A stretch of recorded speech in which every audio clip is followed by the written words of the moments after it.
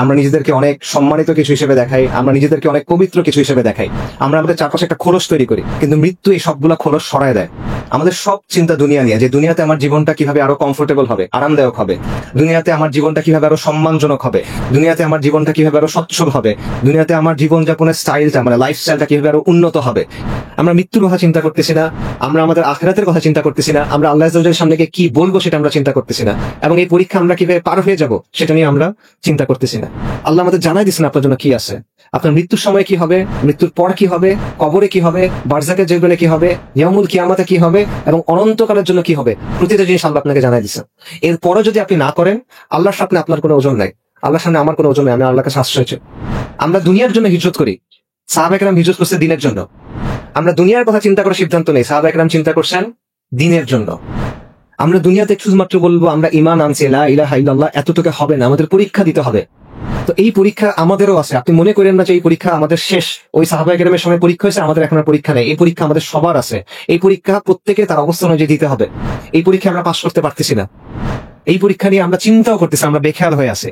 আপনি যদি কোনো কিছুই না করেন দিনের জন্য কোনো চেষ্টা না করেন, সামগ্রিকভাবে কোনো চেষ্টা না করেন যে আমার যে জায়গাটাতে আমার জন্ম, যে জায়গাটাতে আমি বেঁচে আছি, যে সমাজের মধ্যে আমি বেঁচে আছি, এখানে দ্বীন ইসলামের জন্য আমার কিছু একটা করা উচিত এবং এটা আমার জীবনের একটা গুরুত্বপূর্ণ অংশ, এটা যদি আপনার মধ্যে না থাকে, এটাকে যদি আপনি বিন্দুমাত্র গুরুত্ব না দেন, আপনি আল্লাহর কাছে গিয়ে কি ওজর দিবেন বলেন? আমি আল্লাহর কাছে গিয়ে কি ওজর দিব বলেন? আলহামদুলিল্লাহ, আমরা আল্লাহর শুকরিয়া আদায় করি। আল্লাহ আযজা ওয়া জাল এই আয়োজনকে সফলভাবে চলমান রাখছেন, এটা সম্পন্ন হচ্ছে, এই জন্য আমরা মহান আল্লাহ শুকরিয়া আদায় করি। আলহামদুলিল্লাহ, মুসলিম ইউথ অর্গানাইজেশন যে ভাইরা পরিশ্রম করে মেহনত করে এই কাজটা আয়োজন করছেন, তাদের জন্য আমরা দোয়া করি আল্লাহ যেন তাদের কাছে বারাকা দান করেন এবং তারা যেন আগামীতেও ধারাবাহিকভাবে সঠিকভাবে কাজ করে যেতে পারেন। আপনাদেরকেও শুকরিয়া, আল্লাহ আপনার উত্তম জাযা দান করেন। আপনারা দ্বীন ইসলামের কিছু কথা শোনার জন্য, কিছু কথা জানার জন্য আজকে এখানে আসছেন। আল্লাহ আপনাদেরকে উত্তম জাযা দান করেন। আপনাদের যে নিয়ত নিয়ে আপনারা এখানে আসছেন, যে সময়টা এখানে দিচ্ছেন, আল্লাহ এটা কবুল করেন ইনশাআল্লাহ তাআলা। আমি একটা প্রশ্ন দিয়ে শুরু করি। আপনারা কখনো লাশ গোসল করাইছেন? মানুষ যখন মারা যায় তখন তাকে দাফন করার আগে বেশ কিছু কাজ করতে হয়, অনেকগুলো নিয়ম আছে। তার মধ্যে একটা কাজ হলো মৃতদেহকে গোসল করানো, এবং এই গোসল করানোর কিছু নির্দিষ্ট নিয়ম আছে। যেমন মনে করেন লাশকে বসাতে হয়, পাশ ফিরাতে হয়, তারপর লাশের পেটে চাপ দিতে হয় আস্তে আস্তে, যাতে করে তার দেহের ভেতরে যে ময়লা আবর্জনা আছে সেটা যেন বের হয়ে যায়। যে ময়লা আবর্জনা আমাদের সবার দেহের মধ্যেই আছে। এবং যারা অনেক লাশ গোসল করাইছে তাদের সাথে কথা বললে আপনি অনেক কথা শুনবেন। যেমন ধরেন, অনেক মানুষ মারা যায় পেটের অসুখ নিয়ে, অনেক মানুষ মারা যায় লিভারের সমস্যা থাকে, পাকস্থলীর সমস্যা থাকে, ক্যান্সারের সমস্যা থাকে। এরকম মানুষকে যখন গোসল করানো হয়, যখন পেটে চাপ দেওয়া হয়, তখন শুধু আবর্জনা বের হয় না, পুজ বের হয়, রক্ত বের হয়, অনেক সময় শরীরের ভেতরে যে অঙ্গ ছিল লিভার, এটা গলে বের হয়ে আসে, অনেক সময় খণ্ড বিখণ্ড হয়ে বের হয়ে আসে, অনেক দুর্গন্ধ হয়। তখন আমরা মৃত্যু জিনিসটাকে অনেক পবিত্রতা দেওয়ার চেষ্টা করি। বিশেষ করে মৃত মানুষকে, আসলে মৃত্যু না, মৃত মানুষকে আমরা সম্মানিত করার চেষ্টা করি, তার উপর একটা পবিত্রতা দেওয়ার চেষ্টা করি। বিশেষ করে সেই মানুষটা যদি বিখ্যাত কোনো মানুষ হয়, নামি দামি কোনো মানুষ হয়, ক্ষমতাবান কোনো মানুষ হয়, কোনো নেতা হয়, তখন আমরা এটাকে অনেক সম্মানজনক কিছু একটা হিসেবে দেখানোর চেষ্টা করি। কিন্তু আপনি যদি ওই মানুষটাকে যখন গোসল করানো হচ্ছিল তখন দেখতেন, তখন আপনার কাছে মনে হবে না যে এই বিষয়টা সম্মানজনক, আপনার তখন করুণা হবে তার জন্য। মানুষ দুনিয়াতে নিজেকে অনেকভাবে উপস্থাপন করে, আমরা নিজেদেরকে অনেক বড় কিছু হিসেবে দেখাই, আমরা নিজেদেরকে অনেক সম্মানিত কিছু হিসেবে দেখাই, আমরা নিজেদেরকে অনেক পবিত্র কিছু হিসেবে দেখাই, আমরা আমাদের চারপাশে একটা খোলস তৈরি করি। কিন্তু মৃত্যু এই সবগুলা খোলস সরায় দেয়। আমাদের যত পোশাক আছে, যত আবরণ আছে, যত অলংকার আছে, যত সাজসজ্জা আছে, সবকিছু মৃত্যু সরায় ফেলে এবং আপনাকে দুনিয়ার সামনে একদম উন্মুক্ত করে দেয়। কিন্তু এই বিষয়টা আমরা মাথায় রাখি না। আমরা দুনিয়ার জন্য ক্রমাগত ছুটতে থাকি, দুনিয়ার জন্য ক্রমাগত ফিকির করি, দুনিয়ার জন্য ক্রমাগত কাজ করি, আমাদের সব চিন্তা দুনিয়া নিয়ে, যে দুনিয়াতে আমার জীবনটা কিভাবে আরো কমফোর্টেবল হবে, আরামদায়ক হবে, দুনিয়াতে আমার জীবনটা কিভাবে আরো সম্মানজনক হবে, দুনিয়াতে আমার জীবনটা কিভাবে আরো সচ্ছল হবে, দুনিয়াতে আমার জীবনযাপনের স্টাইলটা মানে লাইফস্টাইলটা কিভাবে আরো উন্নত হবে, কিভাবে আমি অমুক জিনিসটা কিনবো, কিভাবে আমি অমুক জিনিসটা ব্যবহার করব, কিভাবে অমুক জায়গায় যাব, সব চিন্তা ভাবনা আমাদের এই জায়গা নিয়ে। কিন্তু যেই জিনিসটা আপনার কাছে আসতেছে, মৃত্যু, ওই মৃত্যুটা যে সম্মানজনক হবে আপনার, ওই মৃত্যুর পরে যে জীবনটা আপনার জন্য অপেক্ষা করতেছে, সেটা যে সম্মানজনক হবে কিনা, সেটা নিয়ে আমরা একেবারেই চিন্তা করি না। আমরা এটা নিয়ে একেবারে গাফেল, উদাসীন। একজন মহান তাবেঈ ছিলেন সুফিয়ান আস-সাওরী রাহিমাহুল্লাহ, সাহাবাদের ছাত্র। ওনাকে বলা হতো আমিরুল মুমিনিন ফিল হাদিস। হাদিসের ব্যাপারে বিশাল জ্ঞান রাখতেন। ওনাকে একজন এসে প্রশ্ন করছে, ইয়া আবু আব্দুল্লাহ, ওনার কুনি আবু আব্দুল্লাহ, দুনিয়ার জন্য কিভাবে প্রস্তুতি নিব বলেন, আখিরাতের জন্য কিভাবে প্রস্তুতি নিব বলেন। সুফিয়ান সাওরী বলছেন, দুনিয়াতে যে পরিমাণ সময় থাকবা সেটা অনুযায়ী দুনিয়ার জন্য কাজ করো, আখিরাতে যে পরিমাণ সময় থাকবা সেটা অনুযায়ী আখিরাতের জন্য কাজ করো। দুনিয়াতে কতদিন থাকবেন বলেন? 80 বছর সর্বোচ্চ, 100 বছর, 120 বছর সর্বোচ্চ, নাকি? আখিরাতে কতদিন থাকবেন? 1000 বছর, 10,000 বছর, 1,00,000 বছর, চিরন্তন, চিরস্থায়ী, খালিদিনা ফিহা আবাদা। দুনিয়ার জীবন হলো ক্ষণস্থায়ী, আখিরাতের জীবন হলো চিরস্থায়ী। কিন্তু আমরা আখিরাতের জীবনটা নিয়ে চিন্তা করি না। আল্লাহ সুবহানাহু ওয়া তাআলা কোরআনে বলছেন, কুল্লু নাফসিন যায়িকাতুল মাউত, নিশ্চয়ই প্রত্যেক জীবকে মৃত্যুর স্বাদ আস্বাদন করতে হবে। ওয়া ইন্নামা তুওয়াফফুনা উজুরাকুম ইয়াউমাল কিয়ামা, এবং কিয়ামতের দিন তোমাদেরকে তোমাদের যে প্রতিফল, যে কর্মফল, সেটা পরিপূর্ণভাবে বুঝাই দেয়া হবে। ফামান যুহজিহা আনিন নারি ওয়া উদখিলাল জান্নাতা ফাকাদ ফাজ, যাকে আগুন থেকে রক্ষা করা হবে এবং জান্নাতে প্রবেশ করানো হবে, সে হলো সফল। ওয়ামাল হায়াতুদ দুনিয়া ইল্লা মাতাউল গুরুর, এই দুনিয়ার জীবন হলো ছলনাময় ভোগ, ছলনা, প্রতারণাময় একটা ভোগ, এটা ছাড়া আর কিছুই না। সূরা আলে ইমরানের আয়াত। এই একটা আয়াতে আল্লাহ আযজা ওয়া জাল আমাদের এই দুনিয়ার সব বাস্তবতা, সব মৌলিক প্রশ্নের উত্তর দিয়ে দিয়েছেন। যে বিষয় নিয়ে আমাদের এত পেরেশানি, যে বিষয় নিয়ে আমাদের এত ছোটাছুটি, যে বিষয় নিয়ে আমাদের এত চিন্তা, এত কষ্ট, সবকিছুর আসল মূল্যটা কত, এই সবকিছুর পরে কি অপেক্ষা করতেছে, দুনিয়ার সফলতা কি, ব্যর্থতা কি, এরপরে আমাদের জন্য কি অপেক্ষা করতেছে। এবং এর পরের আয়াতে আল্লাহ সুবহানাহু ওয়া তাআলা বলতেছেন, লাতুবলাউন্না ফি আমওয়ালিকুম ওয়া আনফুসিকুম, নিশ্চয়ই তোমাদেরকে তোমাদের জান এবং মালের ব্যাপারে পরীক্ষা করা হবে। দেখেন, আমাদের জীবনের মধ্যে নিশ্চিত জিনিসপত্র কিছু নাই, সবকিছু অনিশ্চিত।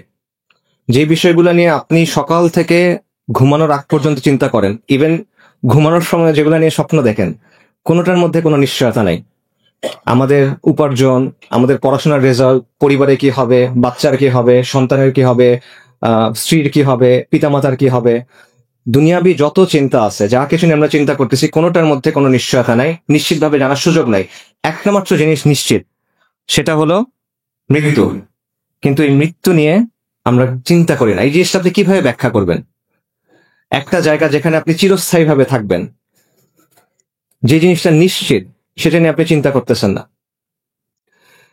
আমিরুল মুমিনিন আলী ইবনে আবু তালিব রাদিয়াল্লাহু আনহু, ওনার একটা উক্তি আছে, সেখান থেকে একটা ব্যাখ্যা পাওয়া যায়। উনি বলছেন যে মানুষ ঘুমন্ত, মৃত্যুতে সে জেগে ওঠে। মানুষের এই জীবনটা আসলে একটা ঘোরের মতো, একটা ঘুমের মতো। যখন সে মারা যাবে, যখন আখিরাতের জীবন শুরু হচ্ছে, তখন সে জেগে ওঠে। এটা ভাবে চিন্তা করেন, আমরা যখন স্বপ্ন দেখি, স্বপ্নের মধ্যে তো অনেক কিছু হয়। স্বপ্নের মধ্যে যখন মানুষ কোনো বিপদ দেখে সে ভয় পায়, স্বপ্নের মধ্যে যখন ভালো কিছু হয় তখন সে খুশি হয়, এবং স্বপ্নের মধ্যে মনে হয় কত ঘটনা ঘটতেছে অনেক সময় নিয়ে। কিন্তু যখন আপনি ঘুম থেকে উঠেন, তখন দেখবেন স্বপ্নের কথা মনে থাকে না, আচ্ছা আচ্ছা অল্প কিছু মনে থাকে, এমন মনে হয় এটা তো অল্প একটা সময় ছিল। তো এই দুনিয়ার জীবনটা এরকম, আপনি ঘুমায় আছেন, মৃত্যুর পর আপনি উঠবেন। যেটাকে আজকে আমার কাছে সবচেয়ে গুরুত্বপূর্ণ মনে হচ্ছে, কবরের জীবনের সময় মনে হবে যেটা কিছু ছিল না। বিচারের দিবসে বিচার শুরু হওয়ার আগে আপনার কাছে মনে হবে এটা কিছু ছিল না, বিচার শুরু হয় নাই এখনো। জান্নাত জাহান্নামের জীবন এখনো শুরু হয় নাই, জাস্ট ইয়াউমুল কিয়ামাতে বিচার শুরু হওয়ার আগের যে সময়টা, ওই সময়টাতে আপনার কাছে মনে হবে যে দুনিয়ার জীবন এটাতে একটা মুহূর্ত ছিল শুধু। কিন্তু এখন আমরা সবকিছু ভুলে এই জিনিসটা নিয়ে চিন্তা করতেছি শুধু। মৃত্যু সুনিশ্চিত ভাবে আপনার দিকে আসতেছে। আল্লাহ সুবহানাহু ওয়া তাআলা কোরআনে বলছেন যে মৃত্যু এমন একটা জিনিস যেখান থেকে পালানোর কোনো সুযোগ নাই, মৃত্যুর পাকড়াও থেকে বের হওয়ার কোনো সুযোগ নাই। সূরা নিসাতে আল্লাহ বলছেন, তোমরা যেখানেই থাকো না কেন মৃত্যু তোমাদের অবশ্যই পাকড়াও করবে, যদিও তোমরা সুউচ্চ সুদৃঢ় দুর্গের মধ্যে থাকো। বুরুজিম মুশাইয়াদা, অনেক বড় একটা দুর্গ, অনেক লম্বা, মানুষ উঠতে পারে না, লাভ নাই, মৃত্যু ওইখানে এসেও আপনাকে ধরবে। এবং এই কারণে বারবার মৃত্যু সম্পর্কে আল্লাহ আযজা ওয়া জাল আমাদের কোরআনে সতর্ক করে দিয়েছেন, বারবার মনে করা দিয়েছেন যে তোমরা মৃত্যু নিয়ে চিন্তা করো, মৃত্যু আসতেছে। বারবার তিনি আখিরাতের কথা বলছেন যে এটা তোমার আসল জীবন, এটার জন্য তুমি প্রস্তুতি নাও, তোমার জন্য একটা পরীক্ষা আসতেছে। আল্লাযী খালাকাল মাউতা ওয়াল হায়াতা লিয়াবলুয়াকুম আইয়ুকুম আহসানু আমালা। আল্লাহ মৃত্যু এবং জীবনকে সৃষ্টি করছেন, আল্লাহ যাচাই করে দেখবেন এই জন্য যে কে আমলে উত্তম।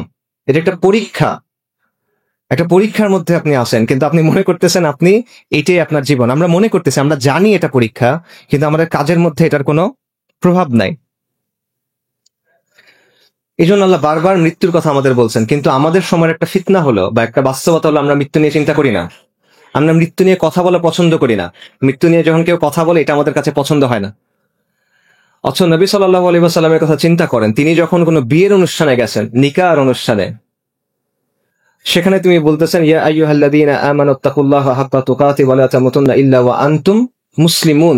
সেখানেও তিনি এই আয়াত পড়তেছেন যে তোমরা মুসলিম না হয়ে মৃত্যুবরণ করো না। একটা নিকার অনুষ্ঠান, যেটা হলো একটা আনন্দের জিনিস, আনন্দের জিনিসটা বিয়ে হয়েছে আপনাদের জন্য, তো অনেক অপেক্ষা করে আছেন, রাইট? আনন্দের জিনিস, একটা নতুন পরিবার শুরু হচ্ছে, সেই পরিবার থেকে নতুন মানুষ আসবে, সেইখানেও এসে নবী সাল্লাল্লাহু আলাইহি ওয়াসাল্লাম মৃত্যুর কথা স্মরণ করা দিচ্ছেন।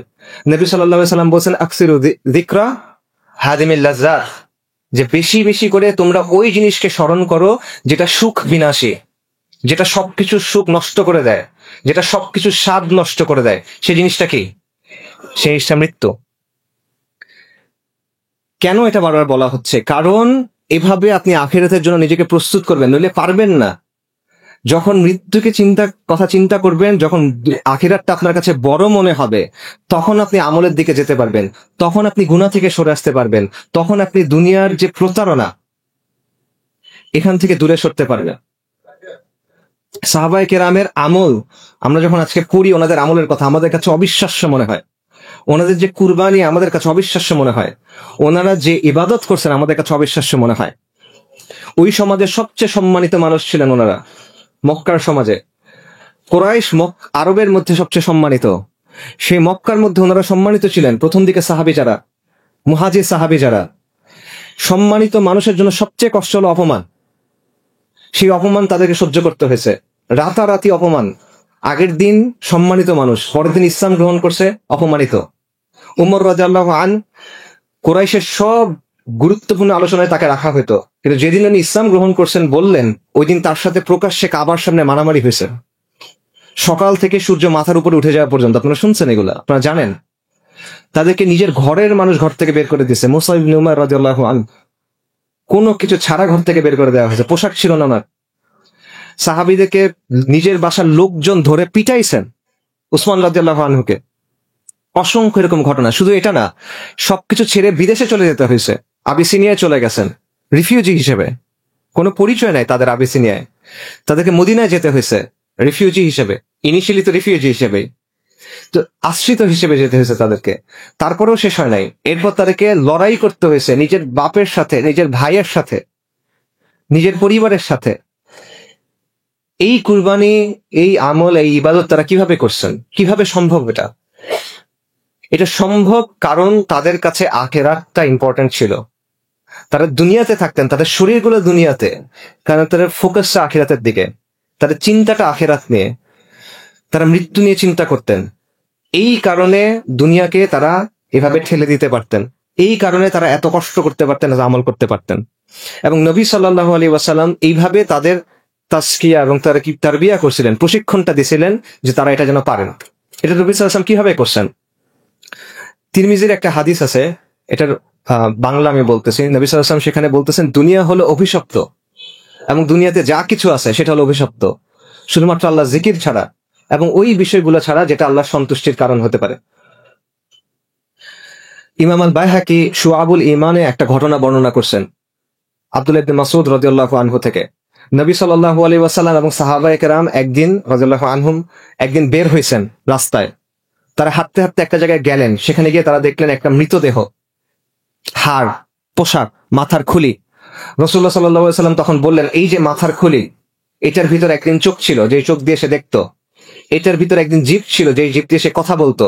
এটার ভিতরে একদিন কান ছিল, যে কান দিয়ে সে শুনতো। আজকে তার কি অবস্থা?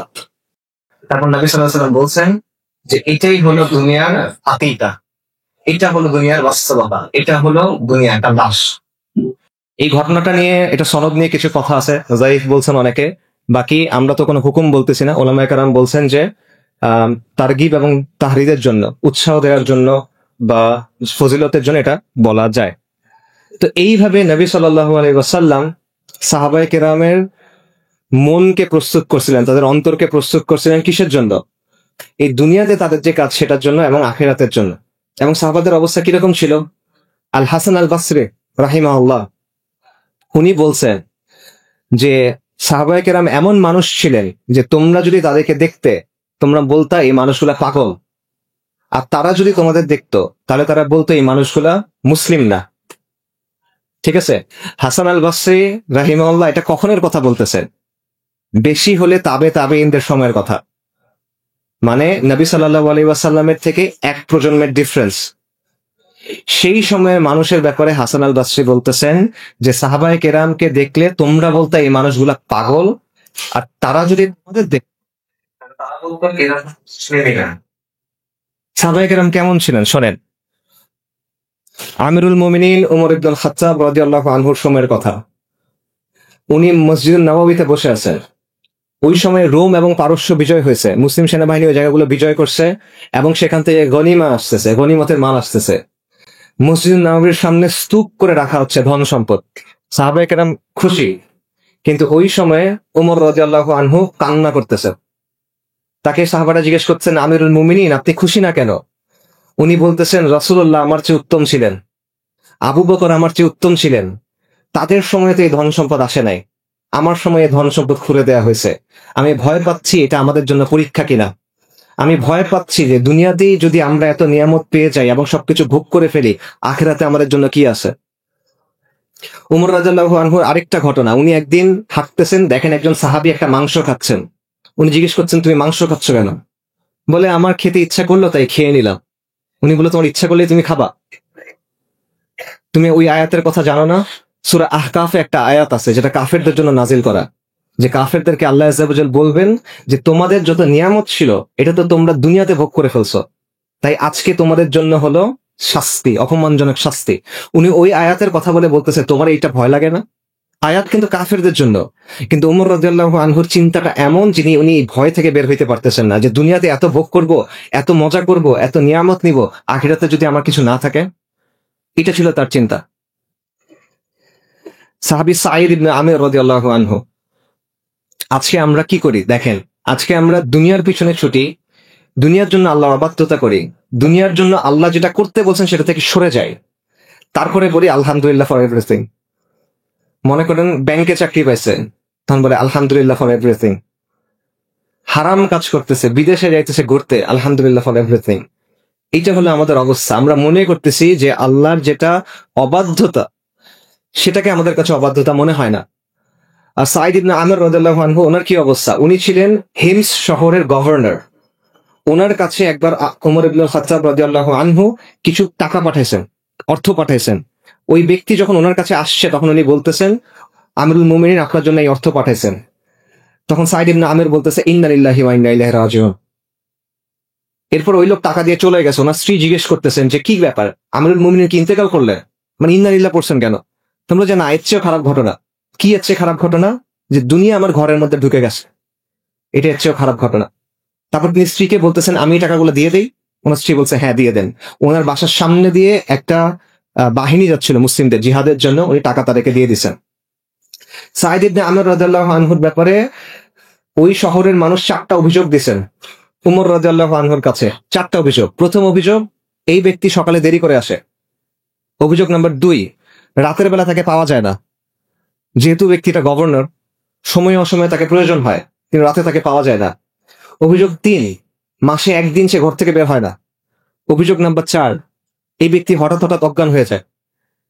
উমর রাদিয়াল্লাহু আনহু তার কাছে জানতে চাইলেন যে কি ব্যাপার, চিঠলিকে জানতে চাইলেন, ব্যাখ্যা চাইলেন। তখন সাঈদ ইবনে আমর রাদিয়াল্লাহু আনহু বললেন, প্রথম অভিযোগ, আমি সকালে দেরি করে যাই। অভিযোগ সত্য। কেন সত্য? কারণ আমার বাসায় কোনো কাজের লোক নাই, বাসার কাজগুলো শেষ করে তারপর আমাকে আসতে হয়। এটা ওই শহরের গভর্নর, কিন্তু একটা শহরের গভর্নর, প্রদেশের গভর্নর, একটা শহর না আসলে, একটা প্রদেশের গভর্নর। দ্বিতীয় অভিযোগ, রাতে তাকে পাওয়া যায় না। অভিযোগ সত্য, রাতে আমাকে পাওয়া যায় না, কারণ দিনে আমি মানুষকে সময় দিই, রাতে আমি ইবাদত করি, কারণ আমার নিজের জন্য এই সময়টা আমার রাখতে হয়। তৃতীয় অভিযোগ, মাসে একদিন আমি বের হই না। কথা সত্য, অভিযোগ সত্য, কারণ আমার পোশাক একটা, ওই দিন আমি পোশাকটা ধুই এবং শোকাই, এই জন্য আমি বের হইতে পারি না। আর চতুর্থ অভিযোগ, আমি মাঝে মাঝে অজ্ঞান হয়ে যাই। অভিযোগ সত্য। কেন অভিযোগ? এটা কেন হয়? কারণ নবী সাল্লাল্লাহু আলাইহি ওয়াসাল্লামের একজন সাহাবী ছিলেন, খুবাইব ইবনে আদি রাদিয়াল্লাহু আনহু। মক্কার কুরাইশ ওনাকে বন্দী করে নির্যাতন করে হত্যা করছিল, এবং তখন খুবাইব রাদিয়াল্লাহু আনহু একটা অভিশাপ দিয়েছিলেন উপস্থিত সবাইকে। তো ওই সময় সাঈদ রাদিয়াল্লাহু আনহু তখন ইসলাম গ্রহণ করেন নাই, তিনি ওখানে উপস্থিত ছিলেন। তো এই ঘটনা ওনার যখনই মনে হয় উনি অজ্ঞান হয়ে যান। তো এই হলো তার অবস্থা। আরেকজন সাহাবীর কথা শুনে, সালমান আল ফারিসি রাদিয়াল্লাহু আনহু, বিখ্যাত সাহাবী। সালমান আল ফারিসি ছিলেন ইরাকের মাদিয়ান এই প্রদেশের গভর্নর। উনি যখন গভর্নর ছিলেন, ওনার পোশাক ছিল এমন একটা জুব্বা যেটা হাঁটুর একটু নিচে পর্যন্ত যায়, এর বেশি নিচে যায় না। উনি গভর্নর থাকা অবস্থায় উনি জীবিকা অর্জন করতেন কিভাবে? উনি ঝুড়ি বানাইতেন, নিজে হাতে বেত দিয়ে ঝুড়ি বানাতেন, সেই ঝুড়ি বিক্রি করতেন।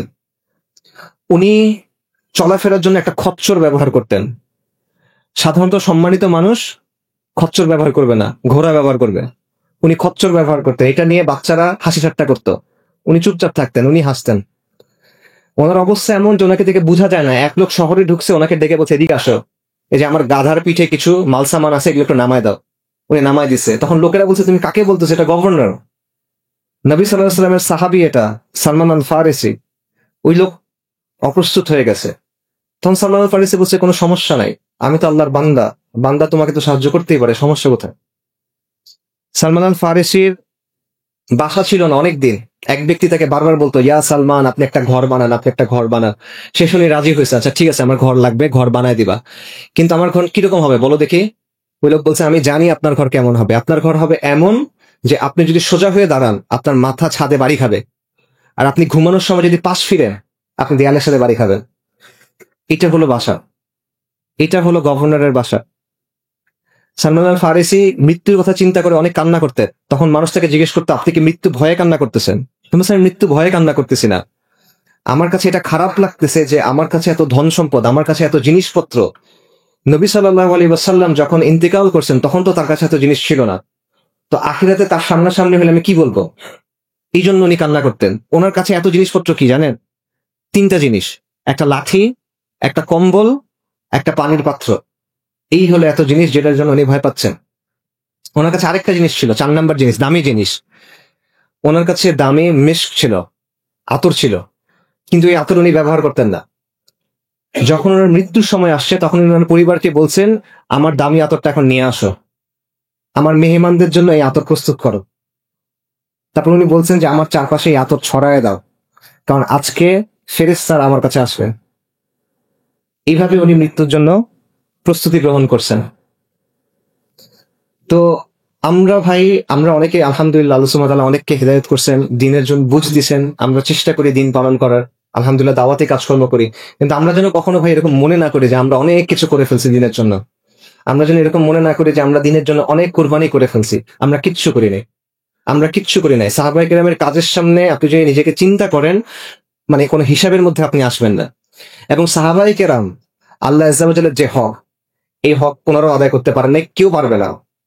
কারণ খালেকের যে হক, আর রাজ্জাকের যে হক, আর রহমানের যে হক, এই হক আদায় করা আমাদের কারো পক্ষে সম্ভব না।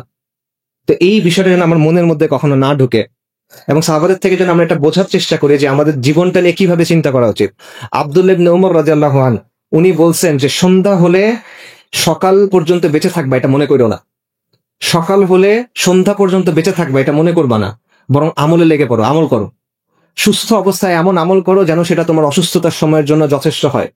জীবিত অবস্থায় এমন আমল করো যেন এটা তোমার আখিরাতের জন্য যথেষ্ট হয়।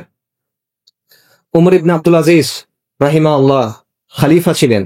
উনি একদিন রাত করে বাসায় আসছেন, ওনার কাছে বাইতুল মালের একটা জিনিস রয়ে গেছে। ওনার ছেলে বলতেছেন যে আব্বা এটা আপনি ফেরত দিয়ে আসেন। উনি বলতেছেন কালকে সকালে ফেরত দিব। ওনার ছেলে বলতেছেন যে আপনি নিশ্চিত কালকে সকাল পর্যন্ত আপনার হায়াত থাকবে। এটা শুনে উনি কান্না করে দিচ্ছেন। তারপর ওটা ওই সময় উনি গিয়ে ফেরত দিয়ে আসছে। তো এইটা হলো মৃত্যুর চেতনা মানুষকে কিভাবে চেঞ্জ করে। এবং বাস্তবতা হলো দুনিয়া এমন একটা জিনিস, দুনিয়া নিয়ে আপনি যত চিন্তা করবেন, দুনিয়ার পিছনে আপনি যত ছুটবেন, আপনার এই ছোটা কখনো শেষ হবে না। এটার মধ্যে কোনো শান্তি নেই, এটার মধ্যে কোনো প্রশান্তি আপনার কাছে কখনো আসবে না।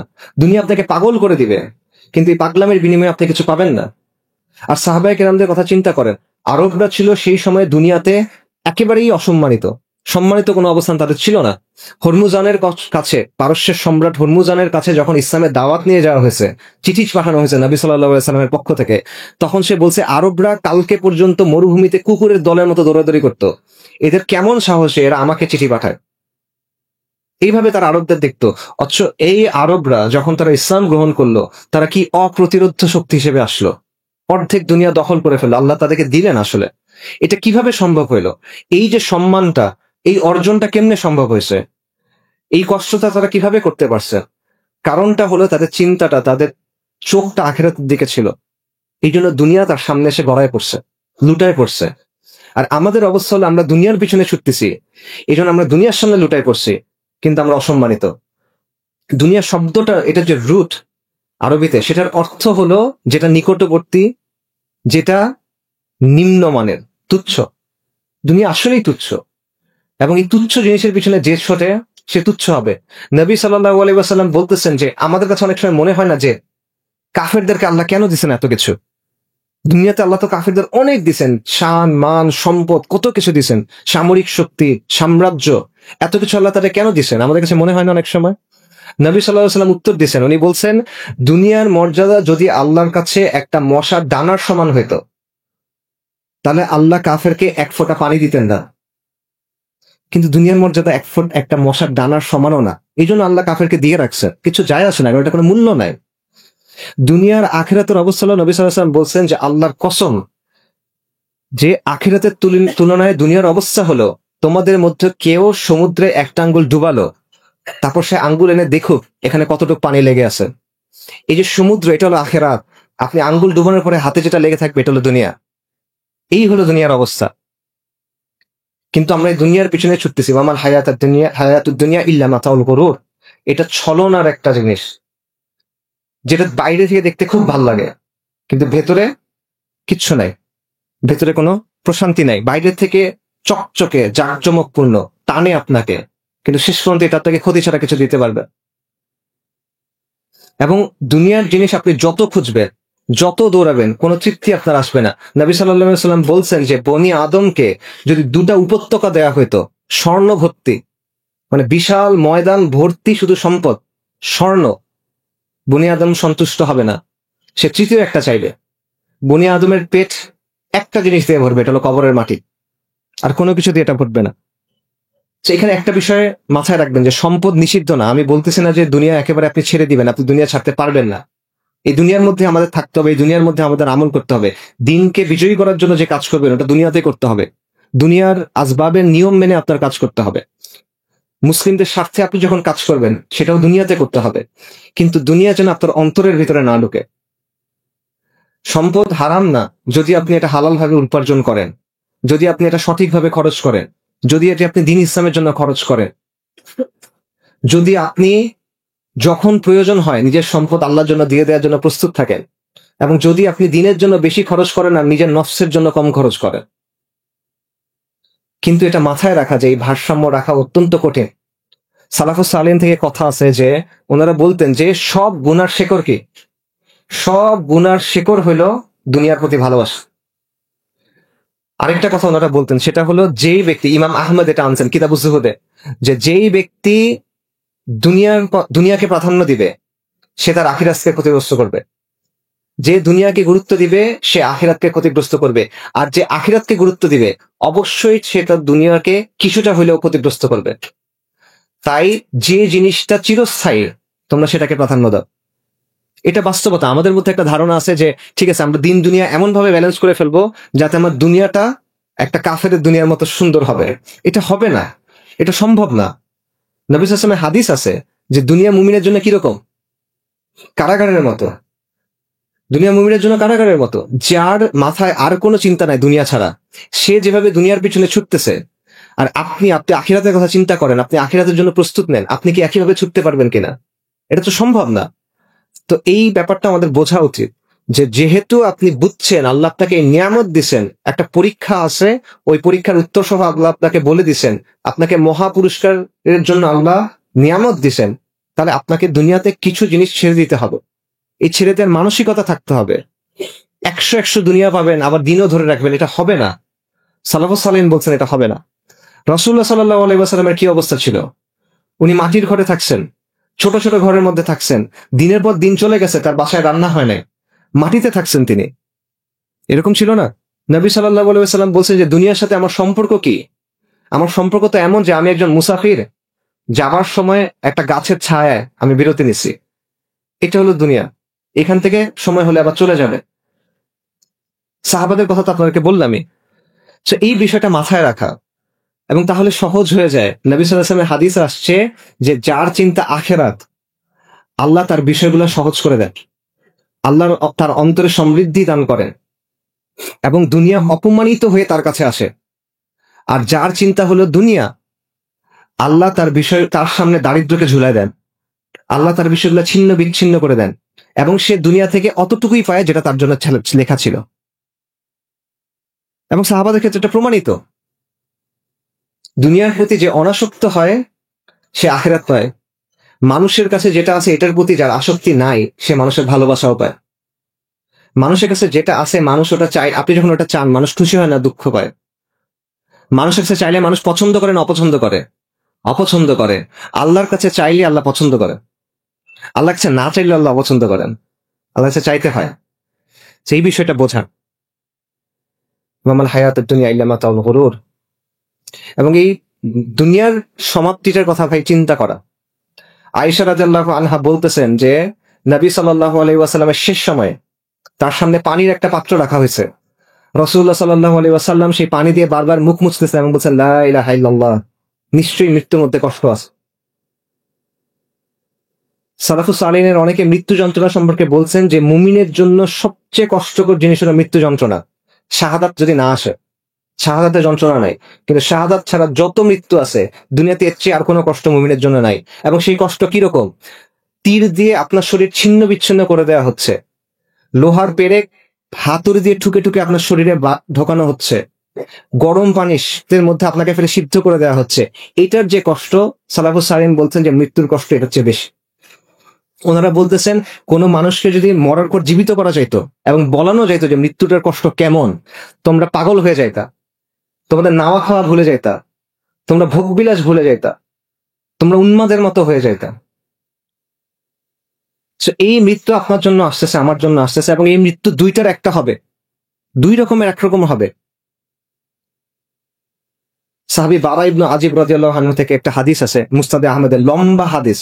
সেখানে রাসূলুল্লাহ সাল্লাল্লাহু আলাইহি ওয়াসাল্লাম বলতেছেন যে যখন মুমিনের মৃত্যুর সময় হয় তখন মালাইকারা আসেন জান্নাত থেকে কাফন নিয়ে, তারা তার সামনে এসে বসেন, তারপর মালাকুল মউত আসেন এবং তখন তাকে বলা হয় যে আপনি আজকে আনন্দিত হন, আপনি আজকে খুশি হন, আপনার রব আপনাকে যে প্রতিশ্রুতি দিয়েছেন সেটার সময় আসছে।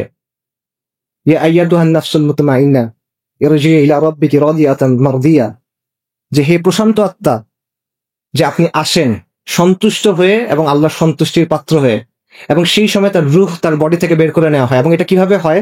নবী সাল্লাল্লাহু আলাইহি ওয়াসাল্লাম বলতেছেন পানি যেভাবে গড়ায় পড়ে এভাবে এটা হয়, হালকা ভাবে হয়ে যায়। আর যখন ফাসেক ফুজ্জার মারা যায় বা কাফের মারা যায় তখন তার কি অবস্থা হয়?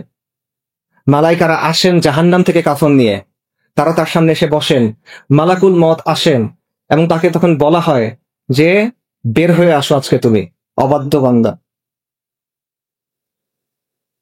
আল্লাহর রাগের দিকে তুমি বের হয়ে আসো, আল্লাহর শাস্তির দিকে তুমি বের হয়ে আসো, এবং তার রূহ তখন কবজ করা হয় এবং তার রূহ বের হয়ে আসতে চায় না। এবং এটা কেমন হয়, নবী সাল্লাল্লাহু আলাইহি ওয়াসাল্লাম বলছেন, ভেজা তুলার মধ্যে যদি একটা কাঁটাওয়ালা ডাল ঢুকানো হয় এবং এটা যখন টেনে বাইর করা হয়, এই প্রসেসটা এরকম। আমি যদি ভেজা তুলার মধ্যে কাঁটাওয়ালা ডাল ঢুকে বের করে আনার সময় কি হবে বলেন? ছিঁড়ে বের হয়ে আসবে, এইভাবে রূহ বের হয়ে আসবে তখন। তো এই দিনটা আপনার জন্য আসতেছে, আমি জানি না আপনার জন্য কখন আসবে, আমার জন্য কখন আসবে, কিন্তু এই দিনটা আমাদের সবার জন্য আসতেছে। এখন একমাত্র প্রশ্ন হলো, ওই দিনটাতে আপনাকে কিভাবে সম্বোধন করা হবে, ওই দিনটা আপনি কিভাবে পার করবেন। এরপরে এই রূহগুলাকে নিয়ে নবী সাল্লাল্লাহু আলাইহি ওয়াসাল্লামের হাদিসে আসছে, ফেরেশতারা মুমিনের রূহকে নিয়ে আসমানে উঠে, প্রথম আসমানে যান, তাদের জন্য অনুমতি দেওয়া হয়, দ্বিতীয় আসমানে যান, তারা উঠতে থাকেন, শেষ পর্যন্ত আল্লাহর কাছে আনা হয়, তখন তাদেরকে সম্মানিত করা হয়। তারপর আল্লাহ বলেন যে তাদেরকে মাটিতে ফেলে দাও, কারণ আমি মাটি থেকে তাদের সৃষ্টি করছি, মাটিতে তাকে ফেলে দাও এবং মাটি থেকে আমি তাদেরকে পুনরুত্থিত করব। আর কাফেরের আত্মার ক্ষেত্রে, ফাসিক ফুজ্জারের ক্ষেত্রে কি হবে, তাকে আসমানে অনুমতি দেওয়া হবে না, বরং তাকে বলা হবে তাকে সিজ্জিতে নিক্ষেপ করো। কবরে আপনার জন্য কি অপেক্ষা করতেছে বলেন? উসমান রাদিয়াল্লাহু আনহু যখন কবরের কথা বলতেন, উনি কান্না করা শুরু করতেন। সাহাবায়ে কেরাম বলছেন যে আপনি জান্নাত জাহান্নাম নিয়ে কথা বলেন, তখন কান্না করেন না, কবরের কথা বলার সময় কান্না করেন কেন? উনি বলছেন, রাসূলুল্লাহ সাল্লাল্লাহু আলাইহি ওয়াসাল্লাম আমাদের জানাইছেন যে কবর হলো আখিরাতের প্রথম ধাপ। এই ধাপটায় যদি কেউ সফল হয়, বাকি ধাপগুলা সহজ হয়ে যাবে। এই ধাপটায় যদি কেউ ব্যর্থ হয়, বাকি ধাপগুলা কঠিন হয়ে যাবে। এই জন্য কবরের কথা চিন্তা করলে আমার ভয় লাগে, এই জন্য কান্না করেন। আসমা বিনতে আবু বকর রাদিয়াল্লাহু আনহা, বুখারীতে হাদিস আছে, উনি বলতেছেন যে একদিন উনি খুতবা শুনতেছেন রাসূলুল্লাহ সাল্লাল্লাহু আলাইহি ওয়াসাল্লামের। রাসূলুল্লাহ সাল্লাল্লাহু আলাইহি ওয়াসাল্লাম কবর নিয়ে কথা বলতেছেন, তারপর উনি বলছেন আমি এরপরে শুনতে পাচ্ছি না, কারণ প্রচন্ড শব্দ হচ্ছে, শোরগোল উঠছে, আমি শুনতে পাচ্ছি না। কিসের শোরগোল? সাহাবায়ে কেরাম কান্না করতেছেন, তারা মসজিদে শব্দ করে কান্না করতেছেন, যেই কারণে বাইরে থেকে শোনা যাচ্ছে না নবী সাল্লাল্লাহু আলাইহি ওয়াসাল্লাম কি বলতেছেন। পরে আসমা বিনতে আবু বকর রাদিয়াল্লাহু তাআলা আনহা, উনি একজনকে জিজ্ঞেস করছেন রাসূলুল্লাহ সাল্লাল্লাহু আলাইহি ওয়াসাল্লাম কি বললেন। রাসূলুল্লাহ সাল্লাল্লাহু আলাইহি ওয়াসাল্লাম বলছেন যে কবরে তোমাদের জন্য ফিতনা আছে, যেই ফিতনা দাজ্জালের ফিতনার মতো, কবরে তোমাদের জন্য পরীক্ষা আছে। এটা হলো সাহাবায়ে কেরামের অবস্থা, যে তারা যখন কবরের কথা শুনতেছেন, তারা এমন ভাবে কান্না করতেছেন যে বাইরে থেকে সেই কান্নার শব্দ শোনা যাচ্ছে, নবী সাল্লাল্লাহু আলাইহি ওয়াসাল্লামের শব্দ শোনা যাচ্ছে না। আর আমাদের অবস্থা হলো যে এটা আমাদের মধ্যে কোনো প্রভাব ফেলে না। আমাদের অবস্থা হলো যে আমরা যখন জানাজার সময় যাই, আমি দেখতেছি একটা মানুষকে কবরে নামানো হচ্ছে, আমি দেখতেছি একটা মানুষকে একটা মাটির গর্তের মধ্যে ফেলে রাখা হচ্ছে, হয়তো আমার হৃদয়ের টুকরা কোনো মানুষকে আমি রেখে আসতেছি, হয়তো আমার বাবাকে আমি রেখে আসতেছি, হয়তো আমার মাকে রেখে আসতেছি, আমার সন্তানকে রেখে আসতেছি, আমার স্ত্রীকে রেখে আসতেছি, আমার কিছু যায় আসে না। হয়তো আপনাকে একদিন আমাকে এভাবে রেখে আসা হবে, আমাকে একদিন এভাবে রেখে আসা হবে, মাটির একটা ঘরের মধ্যে, অন্ধকার একটা ঘরের মধ্যে আমাদের রেখে আসা হবে। কিন্তু এই চিন্তা আমাদের কষ্ট দেয় না, কারণ আমাদের অন্তরের মধ্যে এই অসুখটা ঢুকে গেছে। মৃত্যু আমাদের কাছে বাস্তব মনে হয় না। আমরা জানি মৃত্যু আসবে, আমরা জানি আখিরাত আসবে, কিন্তু এটা আমাদের কাছে ওরকম বাস্তব মনে হয় না, দুনিয়াটা আমাদের কাছে বাস্তব মনে হয়। এটা হলো সাহাবাদের সাথে আমাদের পার্থক্য, এটা হলো আমাদের রোগ। রাসূলুল্লাহ সাল্লাল্লাহু আলাইহি ওয়াসাল্লাম বলছেন যে তোমরা যদি জানতা, আমি যেটা জানি এটা যদি তোমরা জানতা, তাহলে তোমরা হাসতা কম, কাঁদতা বেশি। উনি কি জানতেন? রাসূলুল্লাহ বলছেন, যদি আমি আল্লাহর কাছে দোয়া করতাম যাতে কবরের শব্দ তোমাদেরকে শোনানো হয়, কিন্তু এটাতে এমন হইতে পারে যে তোমরা ভয় পেয়ে কবর দেয়াই বন্ধ করে দিবা, এই জন্য আমি দোয়া করতেছি না। কথা বুঝতে পারছেন? কবরের যে শব্দ, এটা যদি মানুষকে শোনানো হইতো, এটা এত ভয়ঙ্কর যে মানুষ হয়তো ভয়ে আর কাউকে কবরই দিবে না। নবী সাল্লাল্লাহু আলাইহি ওয়াসাল্লাম বলতেছেন, আপনি যখন প্রথম কবরে যাবেন, কবর আপনাকে চাপ দিবে, প্রত্যেকটা মানুষকে কবর চাপ দিবে। নবী সাল্লাল্লাহু আলাইহি ওয়াসাল্লাম বলছেন কবরে একটা চাপ আছে, যদি কেউ এই চাপ থেকে মুক্তি পেত তাহলে সেটা হতো সাদ ইবনে মুআজ রাদিয়াল্লাহু আনহু। কিন্তু সাদ ইবনে মুআজ রাদিয়াল্লাহু আনহু এই চাপ থেকে মুক্তি পান নাই। সাদ ইবনে মুআজ কে? সাদ ইবনে মুআজ রাদিয়াল্লাহু আনহু হলেন ওই ব্যক্তি যার মৃত্যুর পর আর রহমানের আরশ কেঁপে উঠছে।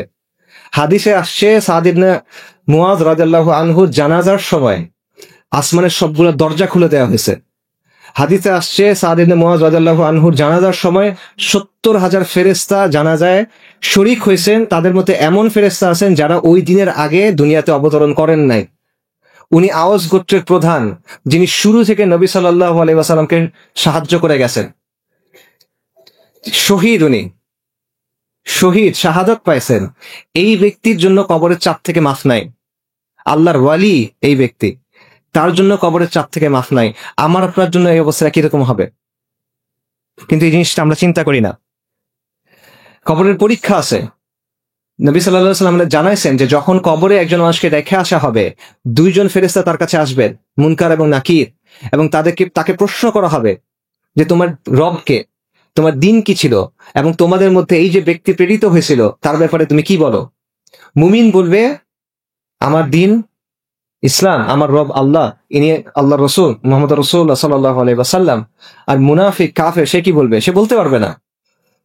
সে বলবে আমি মানুষকে কি কি বলতে শুনছিলাম, আমি সেগুলাই বলছি, আমি জানি না। মুমিন যখন এই জবাব দিবে তখন আসমান থেকে বলা হবে আমার বান্দা সত্য বলছে, এবং তখন তাকে জান্নাতের পোশাক পরানো হবে, জান্নাতের বিছানা দেয়া হবে, এবং তার কবরে জান্নাতের দিকে একটা দরজা খুলে দেওয়া হবে, তাকে জান্নাতে তার জায়গা দেখানো হবে, এবং তখন সে আল্লাহকে বলবে আল্লাহ কিয়ামতটা দ্রুত করে দেন।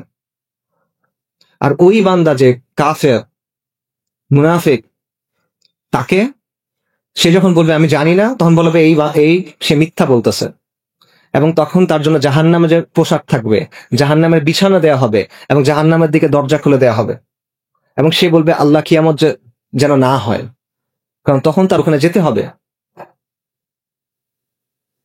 তো এটা হলো কবর। আমরা কবরকে দুনিয়ার অংশ মনে করি, কবর আখিরাতের সাথে যুক্ত। কবর আখিরাতের সাথে যুক্ত, সেখান থেকে আপনার বারজাকের জীবন শুরু হয়ে গেছে। এবং মুসলিম কবরের শাস্তি আছে কিনা? অবশ্যই আছে। ওলামায়ে কেরাম এটা বলছেন, ইমাম আল কুরতুবী বলছেন যে মুসলিম যে গুনাহগার, এবং এটা হাদিসেও আসছে, অনেক কারণ আলোচনা আছে, সেখানে যাচ্ছি না, যে ওই শাস্তি আপনার আমাদের জন্য আল্লাহ হেফাজত করেন, গুনাহগার বান্দার জন্য এটা কবরে তার শাস্তি আছে।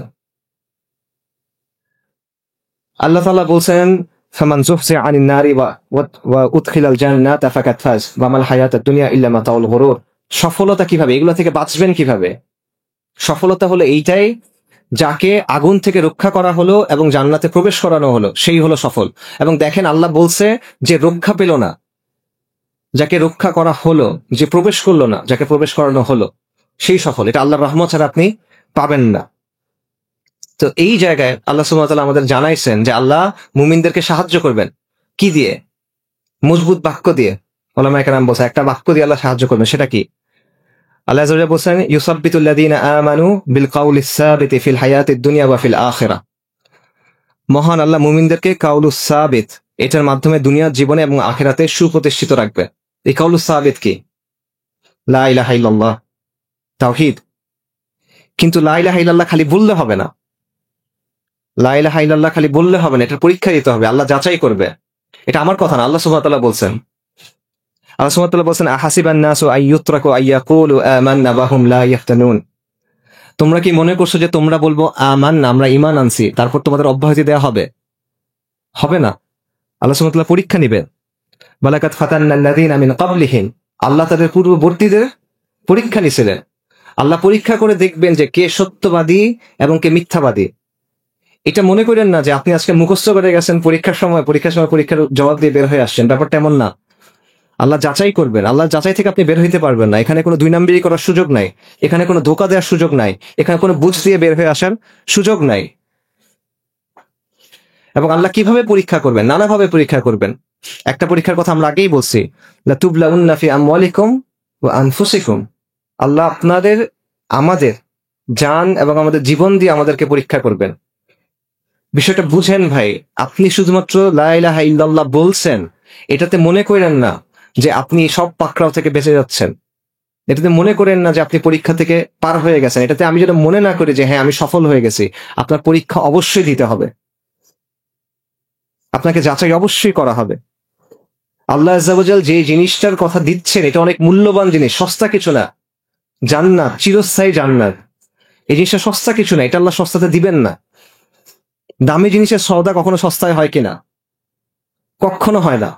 দামি জিনিস কি সবাই পেয়ে যায় কিনা? পায় না। বেছে বেছে কিছু মানুষকে সেটা দেওয়া হয়। এখানেও সেটাই হবে। এগুলো আমি কেন বলতেছি? কারণ হলো বাস্তবতা হলো এখানে আজকে আমরা সবাই একসাথে আছি, আখিরাতে আমরা একসাথে থাকবো কিনা আমরা তো জানি না ভাই। আমরা এখানে কারা জান্নাতে যাব, কারা জাহান্নামে যাব আমরা তো জানি না। আপনি যার সাথে একসাথে পাশে বসে আছেন, আপনার পাশের লোকটা জান্নাতে যাবে না জাহান্নামে যাবে, আপনি কই যাবেন আপনি তো জানেন না। এক জামাতের লোক, এক সংগঠনের লোক, এক কাতারে দাঁড়ায় থাকা লোক, একজনের কাছে আনুগত্য করা লোক, আমরা জানি না আমরা একসাথে আখিরাতে থাকবো কিনা, আমরা জানি না আমরা সফল হইতে পারবো কিনা। তো এই বিষয়টা আমাদের সবার খাস করে চিন্তা করা উচিত, সবার জন্য। মৃত্যু আসবে অবশ্যই, আমি মরবো, আপনি মরবেন, কোনো সন্দেহ নাই। কিন্তু এই মৃত্যুটাকে আমরা ভুলে আসি। আমরা জানি মৃত্যু আসবে, কিন্তু যখন হঠাৎ করে কোনো ঘটনা ঘটে তখনই মৃত্যু আমাদের চিন্তায় আসে, বাকি সময় আসে না। অথচ ব্যাপারটা তেমন হওয়ার কথা ছিল না। ব্যাপারটা হওয়ার কথা ছিল সবসময় আমরা আখিরাতের কথা চিন্তা করতেছি, সবসময় মৃত্যুর কথা আমার স্মরণে আসে। ব্যাপারটা তো এমন হওয়ার কথা ছিল, কিন্তু আমাদের এটা নাই। কারণ ওই যে আমাদের ওই যে ফোকাসটা সরে গেছে। আমাদের কাছে দুনিয়া অনেক অনেক বেশি গুরুত্বপূর্ণ আখিরাতের চাইতে। আমরা যত সিদ্ধান্ত নেই সেটা আমরা দুনিয়াবী জায়গা থেকে চিন্তা করি।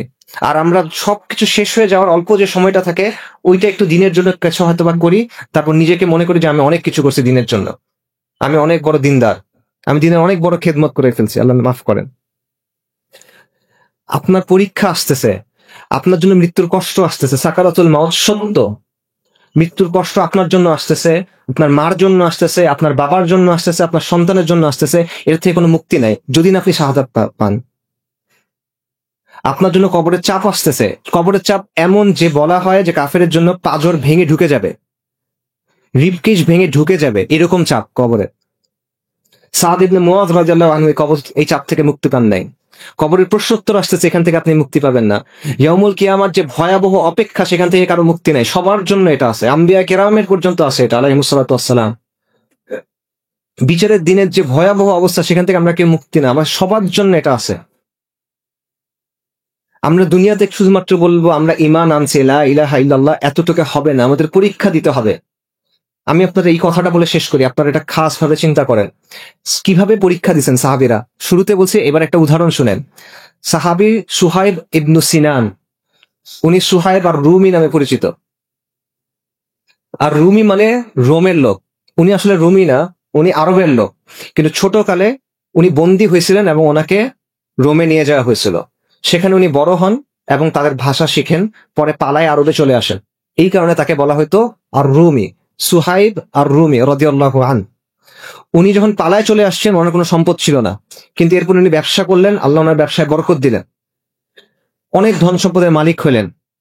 এরপর আল্লাহ নবী যখন দাওয়াত নিয়ে আসলেন সাল্লাল্লাহু আলাইহি ওয়াসাল্লাম, তিনি ইসলামের দাওয়াত গ্রহণ করলেন এবং তিনি রাসূলুল্লাহ সাল্লাল্লাহু আলাইহি ওয়াসাল্লামের নির্দেশ অনুযায়ী হিজরত করতে বের হইলেন, ওনার সব ধন সম্পদ নিয়ে। তিনি যখন ধন সম্পদ নিয়ে চলে যাচ্ছেন, কুরাইশ তাকে আটকাইছে। কুরাইশ বলতেছে যে তুমি দরিদ্র অবস্থায় আমাদের কাছে আসছিলা, আমাদের কাছে ব্যবসা করে তুমি আজকে এত ধন সম্পদ বানাইছো, তোমাকে আমরা যাইতে দিব না। তিনি বলছেন, তোমরা যদি আমাকে যাইতে না দাও, আমার কাছে এই তীর আছে এবং তোমরা জানো আমি কত ভালো তীর ছুটতে পারি, আমি তোমাদের দিকে তীর ছুড়বো এবং তোমরা মারা যাবা, এবং তোমরা যদি আমার কাছে আসো, আমার কাছে ধারালো তরোয়ার আছে, আমি তোমার সাথে ফাইট করব। কুরাইশ ভয় পাইছে। তারপর কুরাইশ বলছে, ঠিক আছে তুমি যাও, তোমার সম্পদ রেখে যাও। আমরা কি করতাম বলেন? আমরা একটা নেগোশিয়েট করার চেষ্টা করতাম, আচ্ছা ঠিক আছে আমার সম্পদের অল্প কিছু নাও, অল্প কিছু আমাকে দাও, 50-50, রাইট? এরকম কিছু একটা আমরা করতাম। সোহেব আর রুমি বলছে, ঠিক আছে সব সম্পদ নাও। সব সম্পদ রেখে তিনি মদিনাতে চলে আসছেন। মদিনাতে তিনি যখন আসছেন, তখন রাসূলুল্লাহ সাল্লাল্লাহু আলাইহি ওয়াসাল্লাম বলছেন যে সুহাইব অনেক বড় ব্যবসা করে আসছে, সুহাইব অনেক সফল ব্যবসা করে আসছে। এটা হলো সফলতা, যেই দুনিয়া কামাইছেন। আপনি চিন্তা করে দেখেন, একটা মানুষ বন্দী ছিল, সে পালায় আসছে, দরিদ্র, কিচ্ছু নাই, তার পথে ঘাটে ঘুমানোর মতো অবস্থা। এই ব্যক্তি বিশাল বড় কোটিপতি হয়ে গেছে, এই সবকিছু ছেড়ে চলে গেছে। আবার আমরা দুনিয়ার জন্য দিন ছাড়ি, আমরা যাই না বিভিন্ন জায়গায়, আমরা দুনিয়ার জন্য হিজরত করি। সাহাবায়ে কেরাম হিজরত করছে দিনের জন্য, আমরা দুনিয়ার জন্য হিজরত করি, সাহাবায়ে কেরাম হিজরত করছেন দিনের জন্য। আমরা দুনিয়ার কথা চিন্তা করে সিদ্ধান্ত নেই, সাহাবায়ে কেরাম চিন্তা করছেন দিনের জন্য। এবং এটাই হলো সফলতা, যেটা রাসূলুল্লাহ সাল্লাল্লাহু আলাইহি ওয়াসাল্লাম বলছেন। তো এই পরীক্ষা আমাদেরও আছে। আপনি মনে করেন না যে এই পরীক্ষা আমাদের শেষ, ওই সাহাবায়ে কেরামের সময় পরীক্ষা হয়েছে, আমাদের এখন আর পরীক্ষা নেই। এই পরীক্ষা আমাদের সবার আছে। এই পরীক্ষা প্রত্যেকে তার অবস্থা অনুযায়ী দিতে হবে। এইটা ভালোভাবে মাথায় রাখেন। এই পরীক্ষা আমরা পাশ করতে পারতেছি না, এই পরীক্ষা নিয়ে আমরা চিন্তাও করতেছি, আমরা বেখেয়াল হয়ে আছে। আমরা মৃত্যুর কথা চিন্তা করতেছি না, আমরা আমাদের আখিরাতের কথা চিন্তা করতেছি না, আমরা আল্লাহ আযজা ওয়া জাল্লার সামনে গিয়ে কি বলবো সেটা আমরা চিন্তা করতেছি না, এবং এই পরীক্ষা আমরা কিভাবে পার হয়ে যাব সেটা নিয়ে আমরা চিন্তা করতেছি না। তা আমরা যদি এটা চিন্তা না করি, আল্লাহ আমাদের জানাই দিচ্ছেন আপনার জন্য কি আছে, আপনার মৃত্যুর সময় কি হবে, মৃত্যুর পর কি হবে, কবরে কি হবে, বারজাকের জীবনে কি হবে, ইয়াউমুল কিয়ামাতে কি হবে, এবং অনন্তকালের জন্য কি হবে, প্রতিটা জিনিস আল্লাহ আপনাকে জানাই দিচ্ছেন। এরপরও যদি আপনি না করেন, আল্লাহর সামনে আপনার কোনো ওজন নাই, আল্লাহর সামনে আমার কোনো ওজন নাই, আমি আল্লাহর কাছে আশ্রয় চাই। তো এই জন্য দুইটা জিনিস খাস ভাবে মাথায় রাখা, এটা বলে আমি শেষ করতেছি। সেটা হলো, প্রথমত ব্যক্তিগত পর্যায়ে আপনার আমলের ব্যাপারে আপনি সতর্ক হন। এটা খাস ভাবে প্রথমে আমি আমার নিজের জন্য বলতেছি, যে নিজের আমলের ব্যাপারে সতর্ক হওয়া, নামাজে খুশু খুশু আনা, কোরআনকে সময় দেওয়া, নফল ইবাদত বাড়ায় দেওয়া, এবং নিজের মুখটাকে নিয়ন্ত্রণ করা।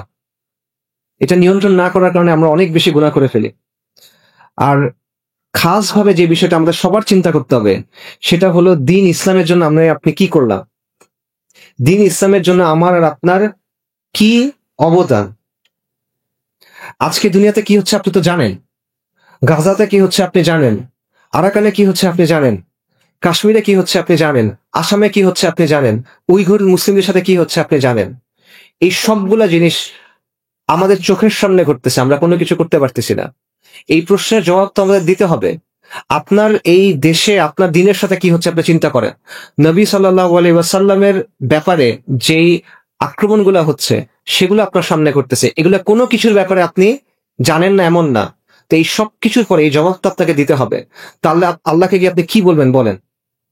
আপনি যদি কোনো কিছুই না করেন দিনের জন্য কোনো চেষ্টা না করেন, সামগ্রিকভাবে কোনো চেষ্টা না করেন, যে আমার যে জায়গাটাতে আমার জন্ম, যে জায়গাটাতে আমি বেঁচে আছি, যে সমাজের মধ্যে আমি যে বেঁচে আছি, এখানে দ্বীন ইসলামের জন্য আমার কিছু একটা করা উচিত, এবং এটা আমার জীবনের একটা গুরুত্বপূর্ণ অংশ, এটা যদি আপনার মধ্যে না থাকে, এটাকে যদি আপনি বিন্দুমাত্র গুরুত্ব না দেন, আপনি আল্লাহর কাছে গিয়ে কি ওজর দিবেন বলেন? আমি আল্লাহর কাছে গিয়ে কি ওজর দিব বলেন?